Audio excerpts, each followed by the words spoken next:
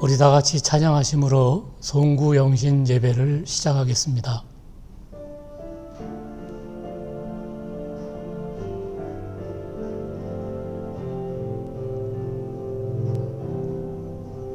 주께와 엎드려 경배드립니다. 주 계신 곳엔 기쁨 가득. 무엇과도 누구와도 바꿀 수 없네. 예배드림이 기쁨됩니다.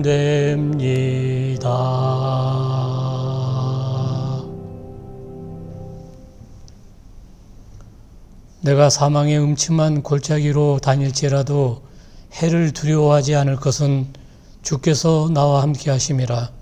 주의 지팡이와 막대기가 나를 안위하시나이다. 아멘. 세월을 다스리시는 하나님 아버지, 2020년이 저물고 있습니다. 때로는 이슬로, 단비로, 밝은 햇빛과 파란 하늘로, 또 어떤 때는 먹구름과 폭우와 거친 비바람으로 우리를 이끌어 주셨습니다.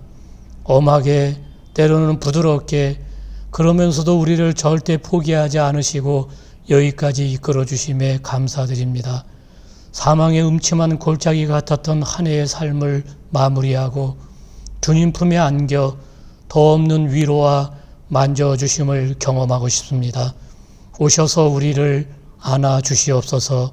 시련과 혹독의 시간을 보내고 이제 새로운 선물을 받으려 하오니 주님 저희에게 복된 날을 열어 주시옵소서.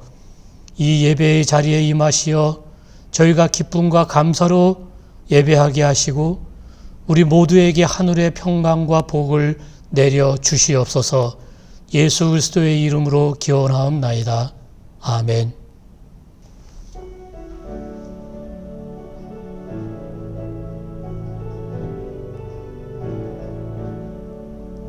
복의 근원 강림하사 찬송하게 하소서. 한량없이 자비하심 증량할 길 없도다. 천사들의 찬송가를 내게 가르치소서. 구속하신 그 사랑을 항상 찬송합니다. 주의 크신 도움받아 이때까지 왔으니 이와 같이 전국에도 이르기를 바라네. 하나님의 품을 떠나 죄에 빠진 우리를 예수 구원하시려고 보혈 흘려 주셨네. 주의 귀한 은혜 받고 일생 빚진 자 되네. 주의 은혜 사슬 되사 나를 주께 매소서. 우리 마음은 연약하여 범죄하기 쉬우니 하나님이 받으시고 전국인을 치소서. 아멘. 함께 드리는 기도입니다. 주님, 저희가 금년의 마지막 날을 맞이했습니다. 엊그제 같았던 시작의 끝이 이렇게 빨리 오다니요. 마찬가지로 우리 각자의 삶의 마지막도 이렇게 올 것이옵니다. 누구인들 그날을 미루거나 막을 수 있겠습니까? 도적같이 올 그날을 준비하며 살고 싶습니다. 오늘 밤이 그 준비의 시작이 되게 해 주시옵소서. 지금까지 우리에게 베풀어 주신 은총과 손길을 기억해내는 것이 그 준비의 시작인 줄 압니다. 우리에게 숨을 연장시켜 주셨습니다. 이 세상에서 살아갈 수 있게 해주신 모든 조건들도 주님의 은총입니다. 물, 밥, 공기, 숲, 하늘, 가족, 이웃, 교회 모두가 거저 주신 은총이옵니다. 받은 은총을 무엇으로 보답할 수 있겠나이까? 주님, 이렇게 저희는 주님께 빚진 자들입니다. 빚진 자로 살면서 또 새해를 맞게 됩니다. 주님, 새해를 위해서 거창하고 특별한 간구를 드리지 않겠나이다. 주님의 뜻이 이루어지기를 기도하겠습니다. 주님의 뜻이 무엇인지를 좀 더 알아가는 그런 한 해가 되었으면 좋겠습니다. 각자의 영혼, 걸음을 주께 맡기고자 한 이들이 지금 머리 숙였습니다. 붙들어 주시옵소서. 예수님 이름으로 기도합니다. 아멘.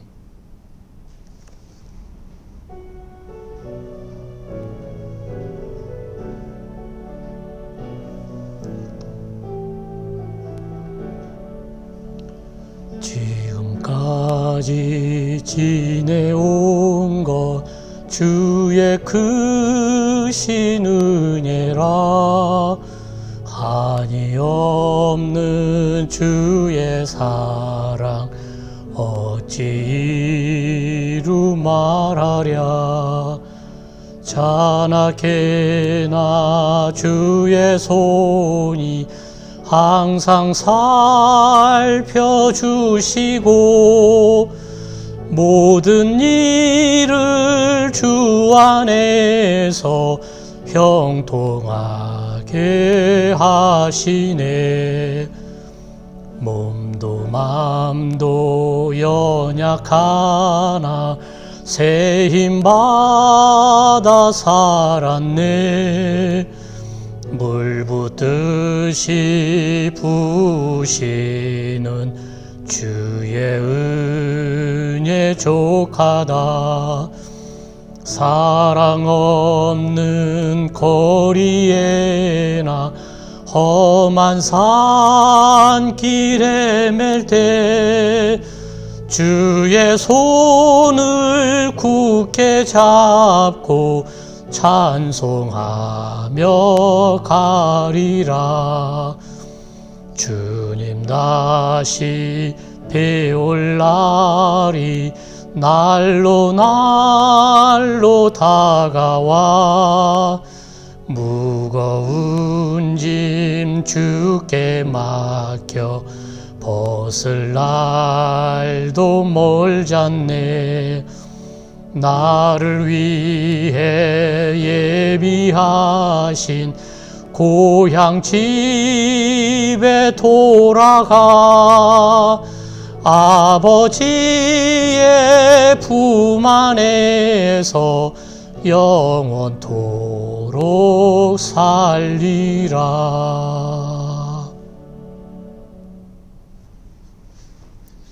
오늘 우리에게 주시는 하나님 말씀은 신약성서 데살로니가전서 5장 16절에서 18절입니다. 항상 기뻐하라, 쉬지 말고 기도하라, 범사에 감사하라. 이것이 그리스도 예수 안에서 너희를 향하신 하나님의 뜻이니라. 아멘. 송구 영신 예배에 참여하신 교우 여러분과 가정 위에 하나님의 은혜와 복이 충만하시기를 빕니다. 2021년이라는 큰 시간을 선물로 받았습니다. 감사하며 그리고 서로 섬기며 사랑하며 살아갑시다. 돌아오는 1월 3일 주일은 신년 주일 예배로 비대면으로 예배합니다. 생전 처음 겪는 숱한 어려움의 연속이었던 한 해를 잘 견디고 여기까지 이르렀습니다. 멈춤의 시간에 이룬 일이 별로 없어 안타깝지만 그래도 우리가 여기 있다는 사실 자체가 감격스럽습니다. 2020년 마지막 해가 서산으로 넘어가고 이제 우리는 새로운 시간을 맞이하려 합니다. 살아있음에 대한 감사의 마음으로 새해가 또 다른 기회임을 자각하고 감사함으로 맞이합시다. 오늘 설교는 시 한 편 읽는 것으로 시작하겠습니다. 박노해 시인의 꽃 피는 말입니다. 꽃 피는 말. 우리 시대에 가장 암울한 말이 있다면 남 하는 대로 나 하나쯤이야. 세상이 그런데. 우리 시대에 남은 희망의 말이 있다면 나 하나만이라도 내가 있으므로 내가 먼저. 우리는 이제 지나간 시간은 후회하지 말고 다가오는 시간, 나 한 사람이 무슨 생각을 갖고 무엇을 선택하느냐에 따라서 하나님의 뜻이 이루어질 수도 그렇지 않을 수도 있음을 알아서 주님의 뜻에 민감하게 또 주님의 뜻 이루는 그런 삶이기를 빕니다. 우리 주님이 가르쳐 주신 기도에 뜻이 하늘에서 이루어진 것처럼 땅에서도 이루어지기를 구하라는 그런 내용이 있지요. 뜻이 이루어지다 하는 기도는 하나님의 뜻을 진심으로 원하는 성실한 사람만이 할 수 있는 기도입니다. 이 기도가 안타깝게도 오용될 때가 있습니다. 보통 신자들이 수단과 방법을 가리지 않고 목적을 달성하고 나서는 주님의 뜻이 이루어졌다고 말하는 그런 경우가 있습니다. 남이 모르는 비밀과 정보를 독점해서 남보다 먼저 투자하고 구입해서 값이 뛰어오르면 하나님의 뜻이 이루어졌다고 말합니다. 마음속에 내밀한 욕심을 숨긴 채 또 이렇게 말할 때가 있습니다. 뜻대로 하소서라고요. 이렇게 하는 기도는 진정한 기도라 할 수 없습니다. 하나님 뜻대로 다 하세요. 하지만 내 사정 다 아시지요? 이만하면 제 뜻 다 아실 테니 주님 뜻대로 알아서 다 해주세요. 그러나 원대로 되지 않아서 하나님이 나의 기대를 저버리신다고 생각되는 순간 태도를 바꿉니다. 제가 그렇게 원했는데 하나님 저한테 그러실 수가 있나요? 여러분, 우리는 모두가 새해에 하나님의 뜻이 이루어지기를 소망하고 있습니다. 그런데 방금 앞에서 말씀드린 대로 그런 식의 하나님의 뜻은 구하지 맙시다. 여러분은 뜻이 이루어지다 하는 이 기도를 하실 때마다 그때 그 뜻은 무슨 뜻이라고 이해가 되십니까? 저는 여기에 뜻은 하나님의 뜻이라고 생각하는데 여러분들도 그러실 겁니다. 그러면 그 하나님의 뜻은 또 구체적으로 무엇일까요? 사람이 하나님의 뜻을 다 알 수는 없지만 하나님께서 하늘에서 이루신 큰 뜻을 말씀하고 그 큰 뜻이 땅에서도 이루어지기를 비는 기도라고 생각합니다. 대체로 그 생각이 맞습니다. 그런데 성경 본문 가운데는 이것이 하나님의 뜻이다 하고 일러주신 말씀들이 있습니다. 오늘 바로 데살로니가 전서에 그런 말씀이 있습니다.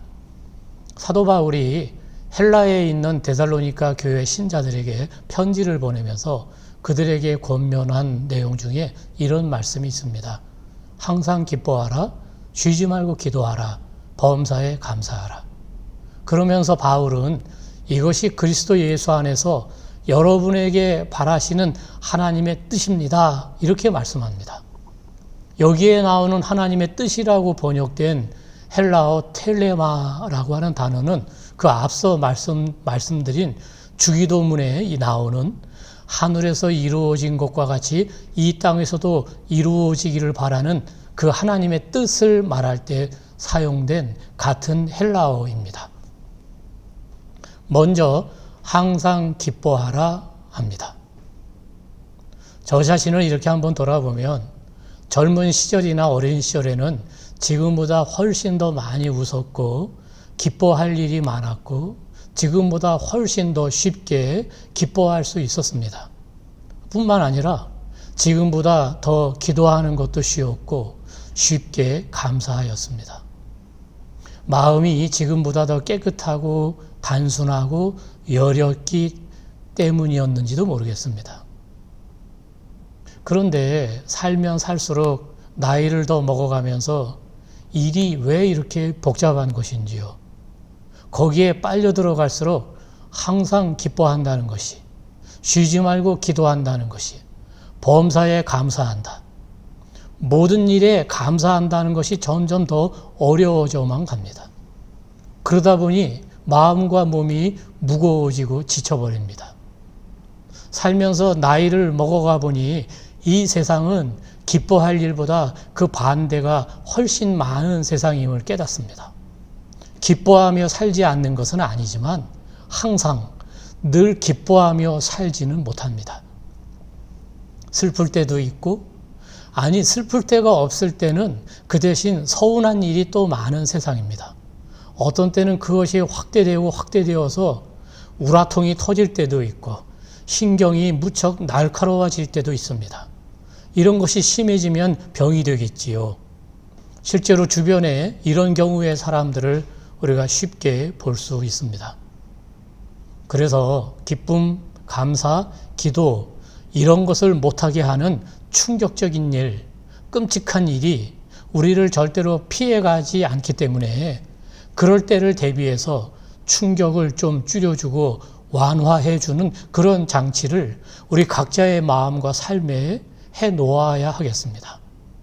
요즘 걷기를 자주 하는데 걸을 때 무릎에 오는 충격을 완화하기 위해서 신발 바닥에 그런 완화 기능을 해주는 그런 신발을 신고 걸을 때와 그렇지 않을 때와 차이가 많이 납니다. 우리 인생은 걸을 때뿐만 아니라 험한 인생길을 걷는 우리 몸과 마음에도 어떤 충격 흡수나 완화 장치가 필요합니다. 어떻게 우리가 기뻐하며 살아갈 수 있고 항상 그렇게 살 수 있겠습니까? 이것은 쉬지 말고 기도하는 일과 또 범사에 감사하는 일과 서로 밀접한 관련이 있는 것 같습니다. 그 다음에 쉬지 말고 기도하라고 권면합니다. 기도할 시간조차 내지 못하고 바쁘게 살고 있는데 가끔이 아니라 쉬지 말고 기도하라고 하는데 이 말씀은 기도를 종교적인 의식 행위로서 하는 기도를 말하는 것이 아닐 겁니다. 우리에게 주어진 시간을 기도로 가득 채우라는 그런 말씀입니다. 기도는 우리 하나님과 나 사이의 쌍방 소통입니다. 그런데 대체로 신자가 시간을 정해서 드리는 기도는 인간 쪽에서 하나님을 바라보며 구하는 형식으로 쌍방이 아니라 다소 일방적입니다. 그러나 쉬지 말고 기도하라는 것은 기도의 끊임없음, 더 많은 기도의 시간뿐만 아니라 하나님께로부터 임하는 음성에 귀 기울이는 그런 묵상을 포함해서 기도의 쌍방 소통을 전제로 한 것입니다. 우리는 겨우 시간을 내어 하는 기도 시간에 그저 우리의 간구만 드리지 하나님이 하시는 말씀과 뜻에는 귀 기울일 시간을 갖지 못하는 실정입니다. 쉬지 말고 기도하라는 권면은 시편 1편 2절에서 밤낮으로 하나님 말씀을 묵상하는 사람이라는 그런 표현에서 보는 것처럼 하나님 말씀을 묵상하는 것과도 관련하여 함께 생각해야 할 권면입니다. 성경은 우리에게 건강 비법을 알려주려고 쓰여진 것은 아닙니다. 그런데 성서를 읽으면 건강에 좋다고 합니다. 그게 또한 사실입니다.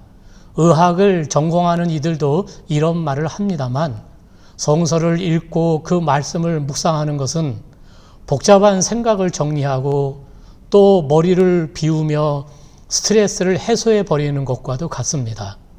물론 의학은 여기까지 말하지만 성서의 말씀을 묵상한다는 것은 하나님과의 교제이며 바로 기도 그 자체입니다. 기도를 통하여 흐트러진 마음의 평정을 되찾고 때로는 질병 속에서 하나님을 경험하면 앓던 병이 낫기도 합니다. 그 다음에 범사에 감사하라고 권면합니다. 감사할 일보다는 불평할 일이 많고 원망, 분노, 미움으로 우리 마음이 상처를 입고 있는데, 그래서 감사하기가 참 어려운데 그럼에도 불구하고 감사하는 것이 하나님의 뜻이라는 것입니다. 실상 별로 감사할 것이 없다는 생각이 들 때가 많을 것입니다. 그러나 조금만 달리 생각해 보면 적어도 나 때문에 희생을 하고 있는 것들이 내 삶의 주변에 있다고 생각이 된다면 그것은 감사의 조건과 감사거리가 됩니다. 나 때문에 희생하는 경우에는 그것이 어떤 사람일 수도 있고 자연일 수도 식물일 수도 환경일 수도 있습니다. 그리고 직장, 동네, 사회, 교회를 포함한 여러 공동체도 나 때문에 희생되는 경우가 있습니다. 요즘 같은 때 사람 만나기가 두려운 때 우리 집까지 좋은 것을 배달해주는 그 누군가도 참으로 고맙습니다. 농부들의 수고, 공장의 가동, 좋은 먹거리들, 각종 음식들, 그리고 그 좋은 음식들 안에 들어있는 유익한 균까지도 말입니다. 나와 동일한 생명을 지닌 존재들이 나를 위하여 또 우리를 위하여 기꺼이 자신을 희생합니다. 이것들이 바로 우리의 건강과 생명 보존을 위해 자신의 생명을 희생하는 산 제물들입니다. 이런 모든 것들을 우리가 생각해 보면 우리의 감사의 조건은 점점 늘어나고 늘어날 것입니다. 감사라는 현미경과 망원경으로 사물과 사건과 사람을 보아야 합니다. 꼭 감사 찬송만이 아니라 하더라도 찬송 자체를 소리내어 부르는 것도 참 좋습니다. 코로나로 인해서 교회에서 대면 예배할 때 마스크 착용하고 가급적 찬송 부르는 것을 줄였습니다. 그러다가 유튜브 영상 예배를 하면서 가정에서가 아니면 예배할 때 소리내어 찬송을 부를 수 있는 기회가 없다면서 찬송 부르기를 제안하여서 찬송을 몇 개 넣었습니다. 저와 여러분이 예배당에 와서 찬송을 다시 부를 때 힘차게 부를 수 있을 때가 속히 왔으면 좋겠고, 그렇게 부를 때는 건강할 때입니다. 언젠가 저는 예배 시간에 찬송 부르기가 무척 힘든 때가 있었는데 그때는 제 건강과 몸의 컨디션이 좋지 않았을 때였습니다. 범사의 모든 것을 긍정적으로 생각하거나 좋게 해석하지 않으면 우리가 범사에 감사하기가 참 어렵습니다.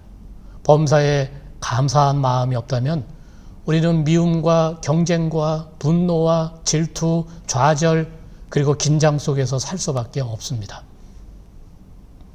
예수 그리스도를 주님으로 믿고 고백하여서 대속의 은총으로 구원받아 주님의 자녀가 되신 여러분, 우리는 구원을 보장받았고 그 구원이 온전히 우리의 것이 되도록 우리를 구원의 길로 늘 인도하시는 그 하나님의 뜻을 잘 알고 순종해야 합니다. 오늘 각 가정에서 예배에 임하시는 젊은 교우 여러분, 젊어서부터 항상 기뻐하고 쉬지 말고 기도하고 범사에 감사하는 삶을 살면서 지금 설교하는 저를 포함한 세대, 또 부모 세대보다 훨씬 더 건강하고 행복한 그런 노년기를 맞이하길 바랍니다.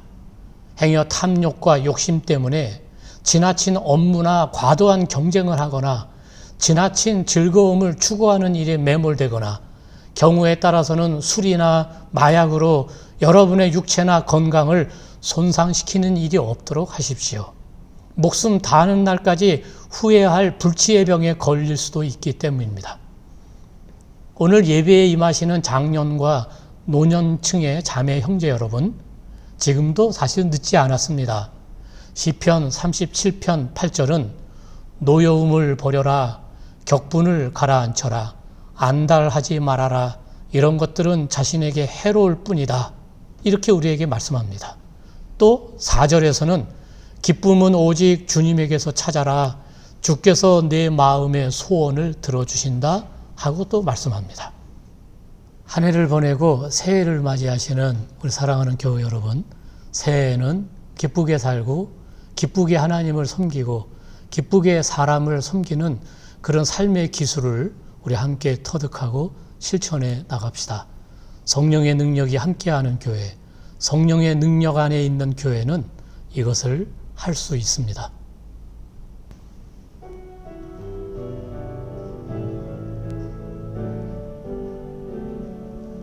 진실하게 진실하게 거룩하게 살게 하소서. 신실하게 진실하게 거룩하게 살게 하소서. 하나님 나의 기도 들어주소서.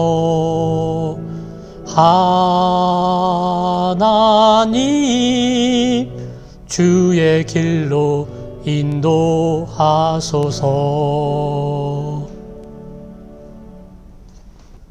이제는 우리 구주 예수 그리스도의 십자가의 구속의 은혜와 독생자를 주시기까지 우리를 사랑하시는 하나님 우리 아버지의 그 만극하신 사랑하심과 성령의 감화, 감동, 교통, 위로와 충만하심이 묵은 해를 보내고 주 안에서 새해를 맞이하여 새롭게 살아가기를 다짐하는 주의 거룩한 백성들 위해 영원토록 함께 하시기를 축원하옵나이다.